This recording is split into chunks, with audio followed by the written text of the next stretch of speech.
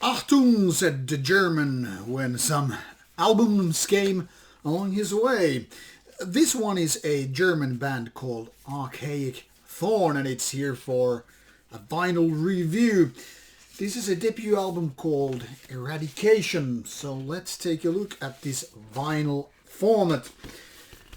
This band has been there quite some time, but before this one the band has been doing only smaller releases. That is, namely, demo and some EP. So now it's time for a full-length album, and what can we expect? Everybody knows that German isn't exactly the superpower when it comes to death metal. But that doesn't mean the country doesn't have worthy bands. Actually, there are some, but let's be honest about it, it's no Sweden or United States of America when it comes to creating death metal. Even though the country has lots of bands, good bands when it comes to thrash metal and black metal. But Archaic Thorn is different breed. They call themselves nihilistic death metal. What it exactly means, for that we probably would need an interview, but here it is at least when it comes to this three-man band's first full album. Comes with a nice A5 size booklet with lyrics for you to read. And this music is on the darker side of death metal. Kind of a very traditional, but also in a way kind of timeless. So this could be very well from the 90s, but this is very much of 2020. I think this came out in December 2020, so it's already a few months old, but here you have the band's Metal Archive site. And the music, well, this is a peculiar case because, like I said, it's kind of a timeless and it's kind of a basic, but there is some melodies or melodic-driven death metal, what this could be called, because those lead guitars really dominate the whole thing here. Now, that is the good side on this album, because without those lead guitars, this could be absolutely very, very boring an album. The thing here is, much of this production is quite mushy. Not exactly bad, but it could be a lot better. What I'm trying to say here is that it doesn't really support the music with its powerful production, like strong guitar sound, the kind of a chugging sound, what is so often related to American death metal, but also the so-called Sunlight Studio sound from Sweden. And because of that, this album seems to lack a little bit of power.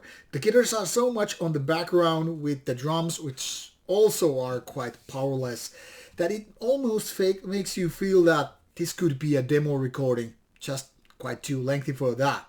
Now, the melodic guitar leads try their best to kind of save what is there to be saved, and they actually make this album a little bit on the plus side versus being utterly mediocre one.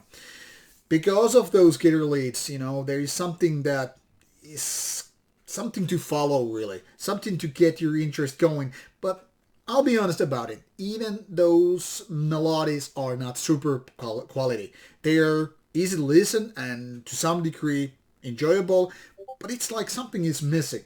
Now, this something could be called vocals, which are obviously right there, but once again, they too are too much on the background. And I would say it's more about a mixing issue as much as it is a songwriting composition issue. Because now when you have so much stuff on the background and only those kind of wailing, sinister guitar melodies on the forefront, it seems like it's too much leaning on those guitar melodies, and that as a result makes this album a little bit too weak in my opinion. Now, the songwriting ain't bad, but it could be better, and definitely a stronger production would solve lots of problems. It would make this album so much stronger sounding, even with those rather general basic riffs on the background.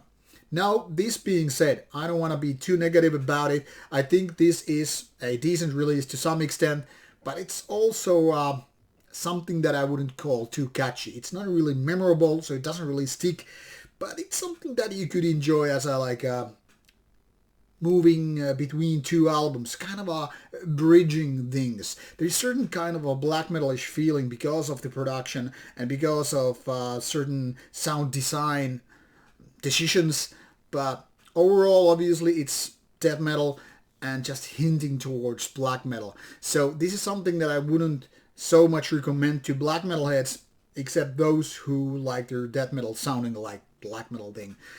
Maybe black metal with kind of a, death metal kind of with a blackened taste, and that's what Archaic Thorn is all about.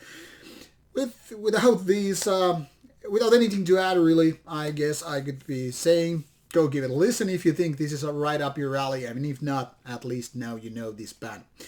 Meanwhile, take care and see you soon with more reviews coming away.